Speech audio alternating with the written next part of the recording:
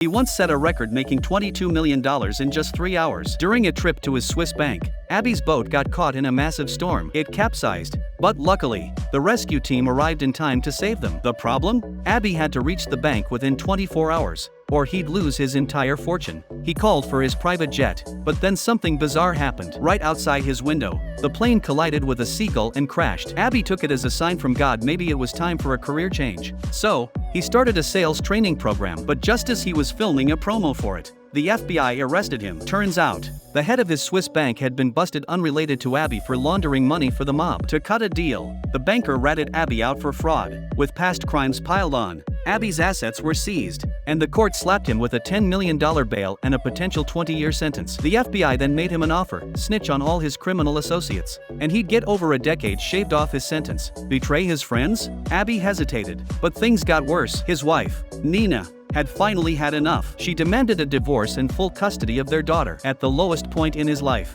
the person he needed most was walking away. Enraged, Abby punched Nina, grabbed their daughter, and stormed out only to crash his car into the gate seconds later. Hearing his daughter's screams snapped him back to reality. He couldn't keep living like this. The next day, Abby cut a deal. He'd wear a wire to gather evidence in exchange for a reduced sentence. At the office, though, he faced a dilemma. His best friend, Donnie, was there. Abby didn't want him caught, so during lunch, he slipped Donnie a note warning him about the wire. But the next day, the FBI showed up with that very note. Betrayed by his closest friend, Abby was heartbroken but also relieved. With nothing left to lose, he confessed everything. The FBI stormed the office, arresting every crooked colleague. In the end, Abby served just 3 years. After prison, he went straight. He launched a legit sales training program, teaching young professionals the craft. During one class, just like at the start of his story, he pulled out a pen and challenged the front row to sell it to him. Yet every student just fumbled through listing its features. And behind them,